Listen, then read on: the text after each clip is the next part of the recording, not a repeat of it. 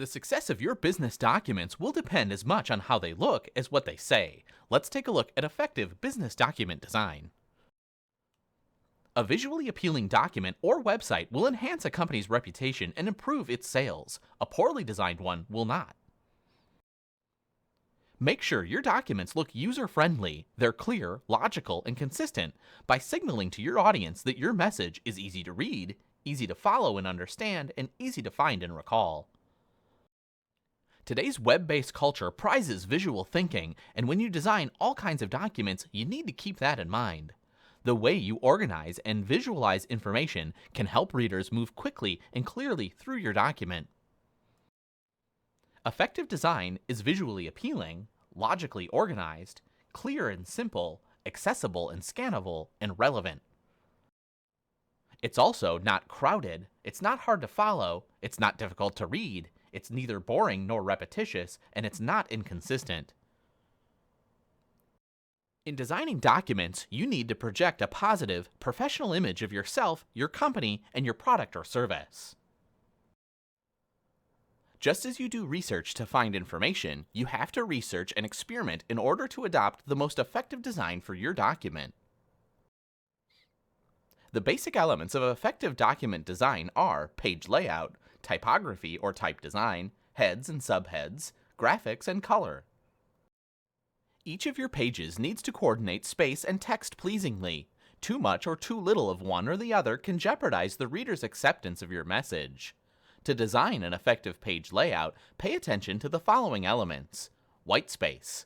White space or blank space refers to open areas of the page, such as margins and space around images, is free of text, visuals, and other design features. Margins. Use wide margins, usually 1 to 1.5 inches, to frame your document with white space surrounding text and visuals. Line length. Most readers find a text line of 10 to 14 words or 50 to 70 characters, depending on the size you choose, comfortable and pleasing to read. Finally, columns.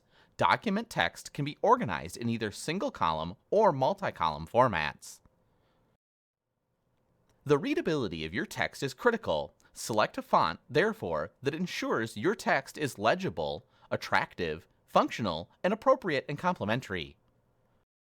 Font size options are almost unlimited. The font size is measured in units called points. There are 72 points to each inch. The larger the point size, the larger the type. Never print your letter or report in 6 or 8 point type, like classified ads in the newspaper, or in a size larger than 12-point font unless you're designing for readers with visual difficulties.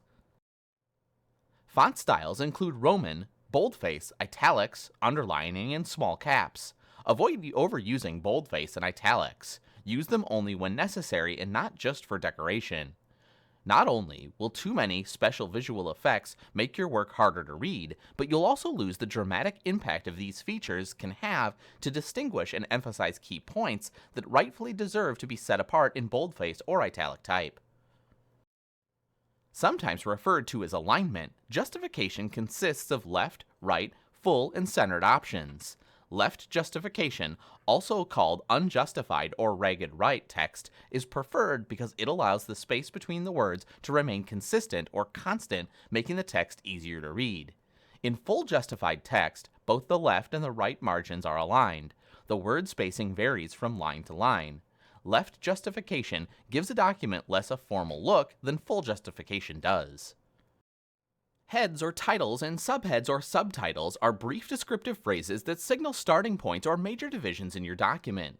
They provide helpful road signs for readers charting their course through a document. To design a document with logical heads and subheads, follow these guidelines. Insert white space between the sections to make room for the head. Leave at least 2 additional spaces above and below the head to set it off from a previous section. Use consistent typeface for headings and subheadings. Be consistent in the way you use each type of head, that is, center each head or align it flush with the left margin. Use larger type sizes for heads and subtitles than your text. Major heads should be larger than subheads. If your text is a 10-point type, the heads may be 16-point type and your subheads could be 12 or 14-point type. To further differentiate heads from subheads, use all capital letters. initial capital letters, where you capitalize the first letter of each important word, or you boldface, italics, or use different colors. Placing a list of items helps readers divide, organize, and rank information. Lists emphasize important points to make your page easy to read. Lists can also be numbered, lettered, or bulleted. Document design is essential to effective business communication.